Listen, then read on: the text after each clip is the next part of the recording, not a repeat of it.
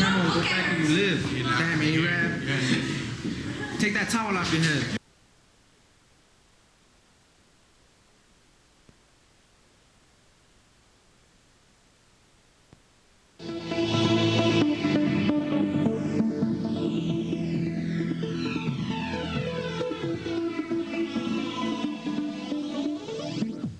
Welcome to the International Newsnet World Report. I'm Mizan.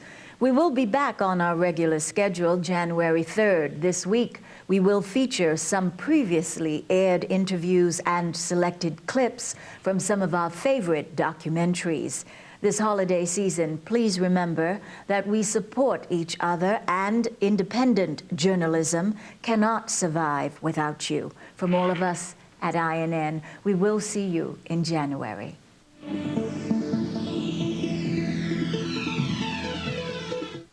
A one-time white knight prosecutor who scorned unethical insiders, Rudy Giuliani, is now surrounded by them and has as long a history of attracting sleaze as he once did for prosecuting it. This line is from the lead article in last week's Village Voice by Wayne Barrett. Wayne is also the author of Grand Illusion, Rudy Giuliani and the Untold Story of 9/11. He now joins us in the INN studio. Welcome to the International Newsnet, Wayne. Wayne, if the book is anything like this article, people can now see the real Giuliani. First, let's talk about Rudy Giuliani and his friend Paul Singer, and Paul Singer's role in trying to split California's 55 electoral votes through the California Proportional Representation Ballot Initiative. Well, Paul Singer has been Rudy's principal fundraiser. He was the largest fundraiser. In fact, he formally held the title. I think they've taken the title away from him very recently, of Northeast Finance Director of the Giuliani campaign. He also supplied the corporate jet that Rudy flew across the country on for many months. Now, Paul Singer, as we know, is this vulture fund billionaire. So explain that, please. What is vulture? Well, they basically live off the debt of third world countries. They buy the debt of third world countries 10 cents on a dollar, and then they try to get the third world country to pay them 30 cents on the dollar. It's been denounced all around the world. Certainly the British government has led the charge against it. The Blair government led the charge against it. And I'm no expert on every country that Paul Singer has been involved in. I think Greg Palast, who you've had on, is. But the point is that Singer is so connected to the Giuliani campaign, and yet it turned out he was financing this ballot initiative in California, which was all designed to split the electoral vote in California, so it would be on a proportional basis, on a congressional district basis, whoever carried a congressional district. And they weren't doing that anywhere else in the United States. It was a Democratic state, perceived as a Democratic state, so it was an attempt to split that. And Singer was financing this ballot initiative. That's been revealed. Now, the legal question here is whether or not, and it certainly would be a violation of federal law, if the Giuliani campaign was in some way associated or coordinating with Singer on the strategy of splitting the electoral vote in California, that would be a violation of federal election law. So the FEC is supposed to look at that, but the FEC is kind of crippled. We know the Federal Election Commission has always been crippled because the commissioners are equally Democrats and Republicans, and has been particularly crippled in recent times. But the FEC and the Justice Department would have jurisdiction to look at whether or not Singer's efforts there were coordinated with the Giuliani campaign and consequently in violation of federal law. Many of us don't think of Rudy Giuliani as a power broker. We know him as a regional power broker, perhaps. However, through his law firm, Giuliani Partners, he was able to settle a Justice Department investigation with Purdue Pharma relating to oxycodone and the damage it had done to people. Now, at the same time, he was also consulting the DEA on the same case. Is this a conflict of interest? Is this illegal? Is this just business as usual for a good Republican lawyer? Well, it was his law firm is Bracewell and Giuliani. His consulting firm is Giuliani Partners, and it was in the it was as a member of Giuliani Partners, as the chairman of Giuliani Partners, that he was under contract to Purdue Pharmaceutical to try to protect Purdue Pharmaceutical from Justice Department and DEA investigations. And he successfully negotiated a plea agreement on behalf of Purdue Pharmaceutical where they paid an extraordinary fine. $640 million is, you know, a pretty extraordinary fine and some measure of just how damaging OxyContin has been to people and how falsely marketed it was. This was a false marketing complaint. And Rudy was able to settle that with the Drug Enforcement Agency and the Justice Department. And at the same time, he was under contract as a consultant to DEA, which he helped create back in the Is there a conflict of interest here? Well, there certainly would appear to be a conflict of interest, particularly since he was a consultant to their drug task force, which was in fact looking at some of the same issues, because OxyContin has been an incredibly large part of the illegal drug traffic in this country. So their consulting contract that he had with DEA was related to the same issue that he was negotiating with on behalf of the manufacturer of OxyContin. So it would appear to be a conflict of interest. I think the most important thing is he was able to get the Justice Department and DEA to agree not to restrict doctors who were over-prescribing OxyContin. There was a proposal to limit the rights of doctors to pain specialists, that those would be the only doctors who could prescribe OxyContin, and part of the agreement prevented that restriction so that any doctor could continue to write that prescription. Much of the article centers on what appears to be our next Attorney General, Michael Mukasey. You stress how Mukasey has been by Rudy's side since the beginning and would be an asset in a possible Giuliani presidency. Along with advocacy of torture techniques, Mukasey seems focused on prosecuting voter fraud, but does not really seem to be too concerned with voter suppression, which has been a very successful technique for the GOP. Could you talk about Rudy Giuliani's narrow victory in the 1993 New York mayor's race and the minority suppression or the allegations of minority suppression that came about in that race? Well, let's start with Mukasey, as your question did. I mean, the fact is that Mukasey swore Giuliani in twice. They were young assistant prosecutors together in the 70s in the U.S. Attorney's Office here in Manhattan. Then they went to the same law firm together. They have a long and close personal history. And I just think, I don't know why the Democrats in the Senate committee were incredibly focused, understandably, on the Bush administration, but they asked a single question in the entire two-day hearings about his association with the front runner for the Republican nomination. And his association with Giuliani is deeply troubling and could represent a real conflict of interest for him. There are ways in which an attorney general can influence a presidential race, and none of us will ever know it because of the secrecy that surrounds much of what happens in the Justice Department. So I just raised the voter fraud issue and the voter suppression issue as one example of the way in which Mukasey could influence the outcome of next year's presidential should his best friend be the nominee of the Republican Party. And the simple fact is that Giuliani has a long history with the question of voter fraud. He believed that he won the 1989 mayoral election and was cheated out of the election by illegal minority votes, Dominicans in Washington Heights, blacks in Harlem. He said it many times. He actually tried to get investigations undergoing to look into that. None of those investigations ever resulted in any findings of voter fraud. But then in 1993, when he ran again, he was so concerned about the question of what he considered to be minority fraud that he had a massive multi-million-dollar voter suppression operation going on where you had all these off-duty correction officers, firefighters, police officers, almost all white, in minority voting places, attempting to suppress the minority vote. They had posters up all over Washington Heights saying that immigration officials were at the polls and were going to be checking on people who attempted to vote. And all of this was part of a suppression campaign in 1993 that diminished and reduced the minority vote. Rudy won a narrow victory just as he had lost narrowly in 1989. So that when Mukasey testified, Senator Ben Cardin from Maryland asked him a whole series of questions about both voter fraud and voter suppression. And his answers clearly indicated that he was far more interested in the question of voter fraud, which is the traditional bugaboo of the Republican Party. It underlines some of the removals of U.S. attorneys in the recent scandal. So he seemed to be much more concerned about that than he was about efforts to suppress minority voters. And what was surprising to me in reading the article was Rudy Giuliani's closeness to Democratic Senator Chuck Schumer and also his wife. And I believe his wife worked within the Giuliani administration.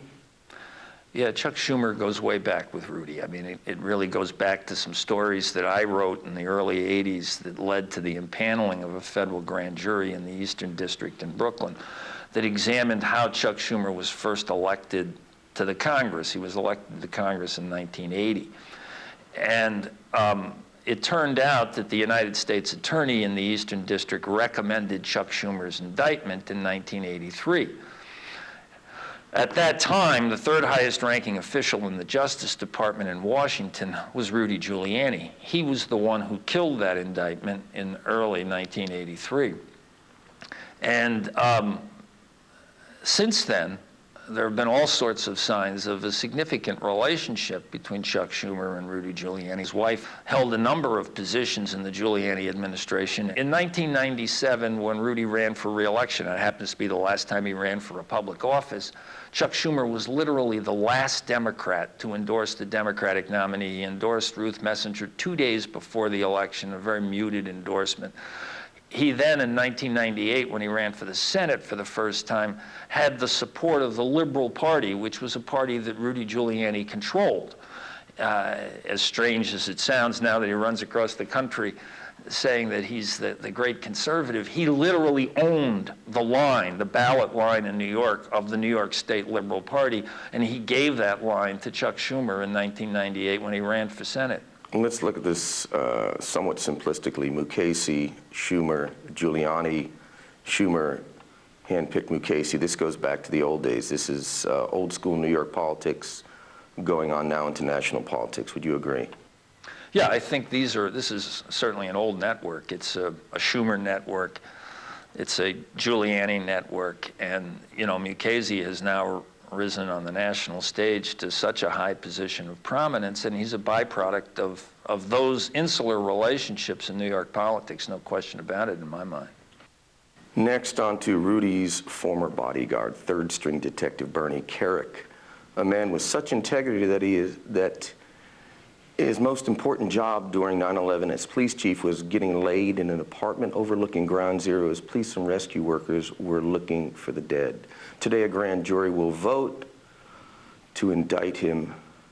Could you talk about Kerik's mob connections, the way he got to be police chief, and how these indictments may hurt Rudy Giuliani's campaign? Well, first of all, Bernie Kerik became police commissioner in very bizarre circumstances, attributable solely to his relationship with Rudy Giuliani, who named him that because Bernie Kerik had only served in the NYPD for 7 or 8 years. He had never passed any police exam, never been promoted on any basis, and he was 24 credits shy of a college degree, which is required for a lieutenant. And so he had a very, very minimal career to justify being named police commissioner, and the city's commissioner of investigations, Ed Kuriansky, brought all kinds of information to Mayor Giuliani and to Denny Young, the mayor's counsel, showing what his connections were to a company called Interstate, and also showing what his connections were to a man named Larry Ray. Larry Ray was Bernie Kerik's best friend, had been the best man at his wedding just a couple of years earlier, had paid for the wedding, it turned out.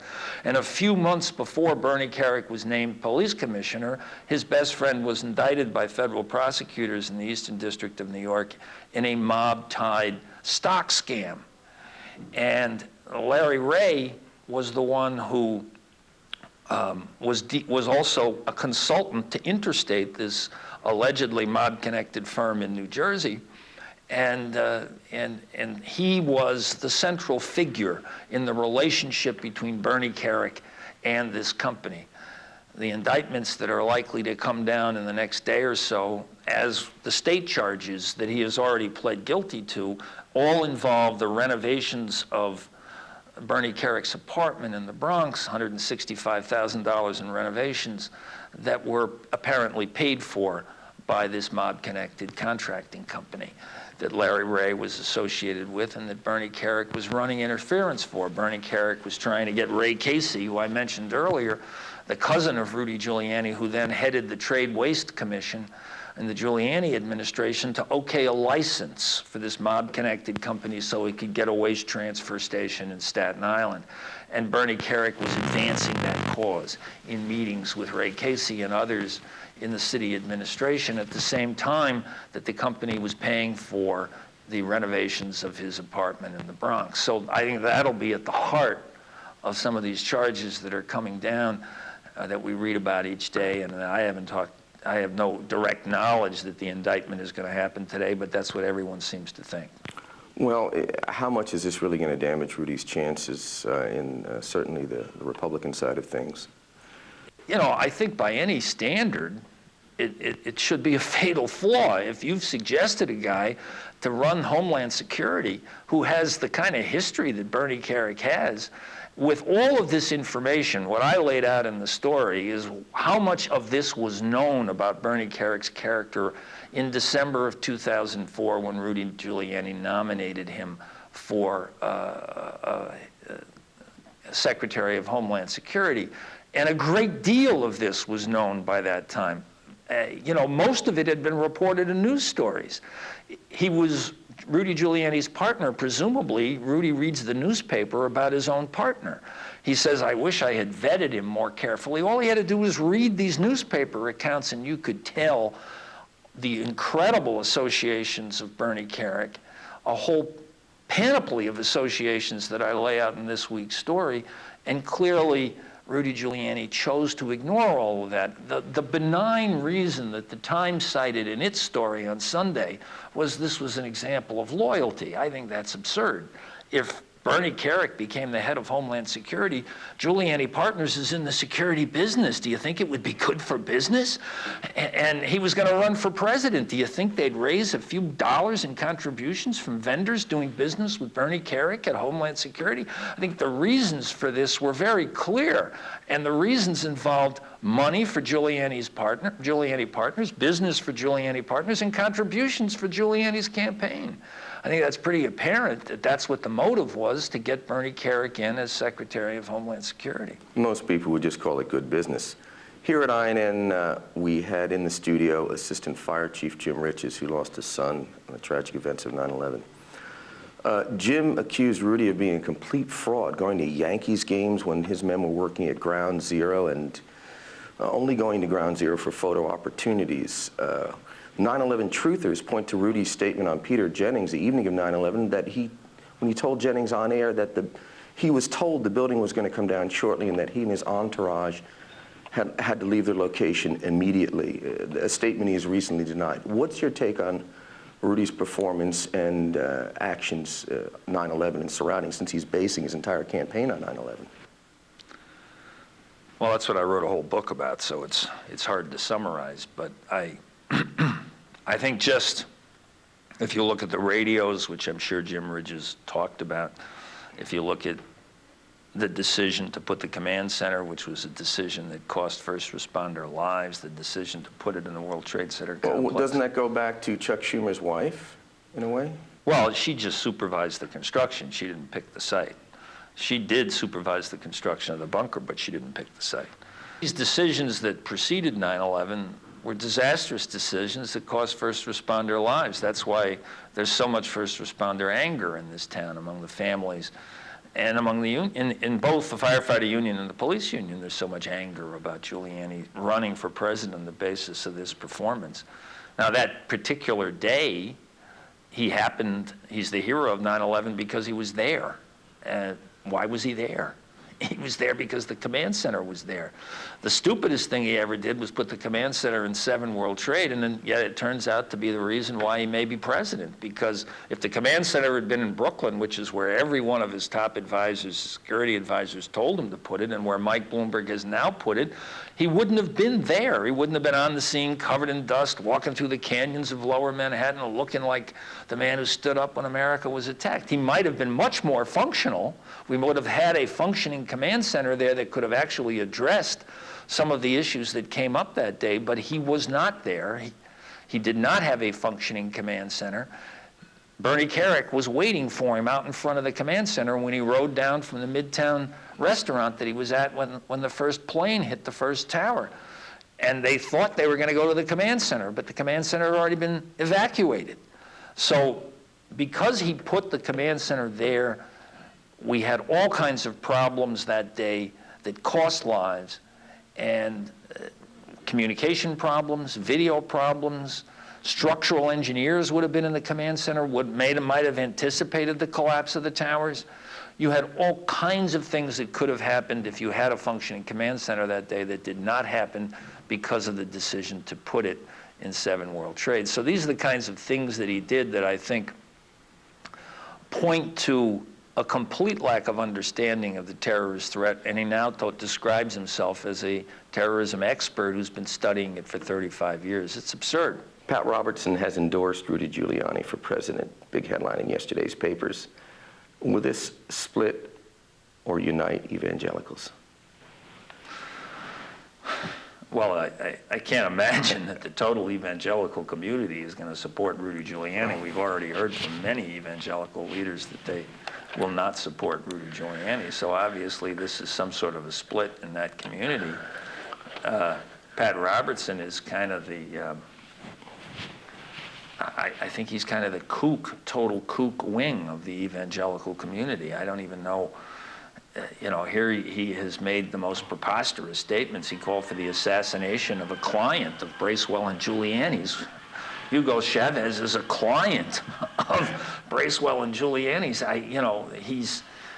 He has said so many exotic things. I mean, saying that we deserved 9/11, that God Almighty was no longer going to protect us because of our sinful culture, and his gay bashing is so ironic because he says this, and where was Rudy on the night of 9/11? An exhausted and tired Rudy went to the home where he was staying with his friend Howard Coppell and Howard Coppell's lover. He went to his gay friend's home on the night of 9/11, and here, somehow Pat Robertson can reconcile all of these things that are totally inconsistent with his worldview.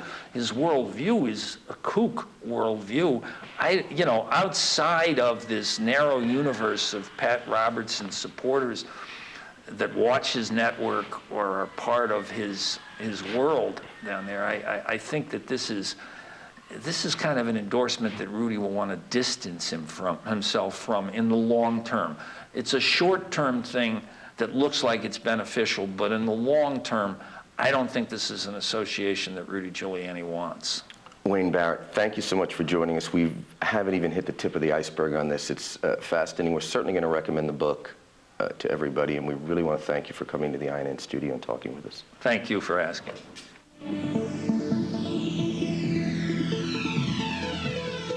A lot of people who lie and get away with it. And that we will in fact find weapons or evidence of weapons programs that are conclusive. I don't think we'll discover anything myself. It appears that there were not weapons of mass destruction there. You said you knew where they were. I did not. We know where they are. They're in the area around Tikrit and Baghdad and east, west, south, and north. Well, first of all, I haven't lied. There are a lot of people who lie and get away with it. Talking about lies and your allegation that there was bulletproof evidence of ties between Al-Qaeda and Iraq. Was that a lie? Intelligence gathered by this and other governments leaves no doubt that the Iraqi regime continues to possess and conceal some of the most lethal weapons ever devised. Our people are going to find out the truth, and the truth will say that this intelligence is good intelligence, no doubt in my mind. I don't know anybody that I can think of who has contended that the Iraqis had nuclear weapons. And we believe he has, in fact, reconstituted nuclear weapons. Saddam Hussein is determined to get his hands on a nuclear bomb. We cannot wait for the final proof. He's got him. He's got him. The smoking gun. He's got him. That could come in the form of a mushroom cloud. Colin Powell didn't lie. My colleagues, every statement I make today is backed up by sources, solid sources. These are not assertions. What we're giving you are facts and conclusions based on solid intelligence. He has not developed any significant capability with respect to weapons of mass destruction. He is unable to project conventional power against his neighbors. Our people are going to find out the truth. I have not suggested there's a connection between Iraq and 9/11. You have said in the past that it was, quote, pretty well confirmed. No, I never said that. Okay. I never think said that is... That's absolutely not. What I said was, it's been pretty well confirmed that he did go to Prague and he did meet with a senior official of the Iraqi intelligence service.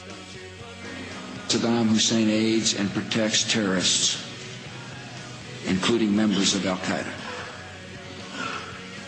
Secretly and without fingerprints, he could provide one of his hidden weapons to terrorists or help them develop their own. What did Iraq have to do with what? The attack on the World Trade Center. Nothing. He said there were three main reasons for going to war in Iraq. Weapons of mass destruction. Saddam Hussein has gone to elaborate lengths, spent enormous sums, taken great risks to build and keep weapons of mass destruction. The claim that Iraq was sponsoring terrorists who would have attacked us on 9/11. Before September the 11th, many in the world believed that Saddam Hussein could be contained. And that Iraq had purchased nuclear materials from Nigeria. The regime is seeking a nuclear bomb. All three of those turned out to be false. First, just if I might correct a misperception, I don't think we ever said, at least I know I didn't say, that there was a direct connection between September the 11th and Saddam Hussein. Who does the president think he's effing kidding? Of course, it was information that was mistaken. There are a lot of people who lie and get away with it. Those weapons of mass destruction got to be somewhere.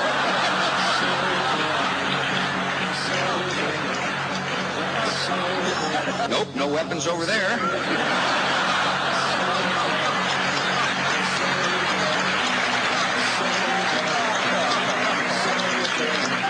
Maybe under here. When you have a precedent set like that, and you have somebody, George Tenet, acknowledging in his book that he knew that the administration was deceiving the American people into a situation that is murdering young men and women from this country and others, that George Tenet and Dick Cheney and Condoleezza Rice and George Bush et al. Should be in fucking jail.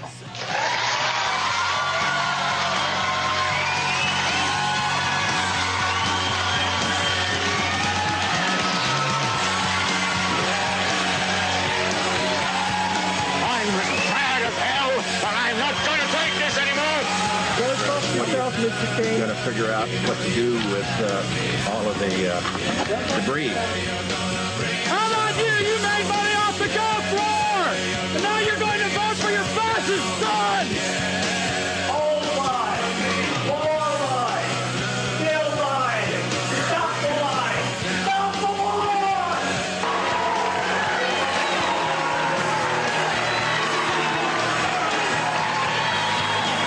Andrew Todd Jr.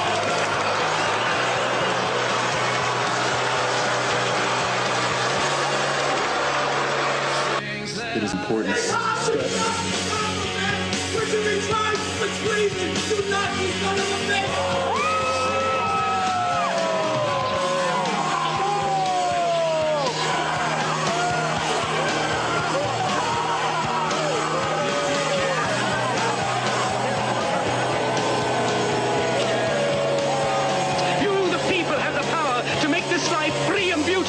To make this life a wonderful adventure. Then in the name of democracy...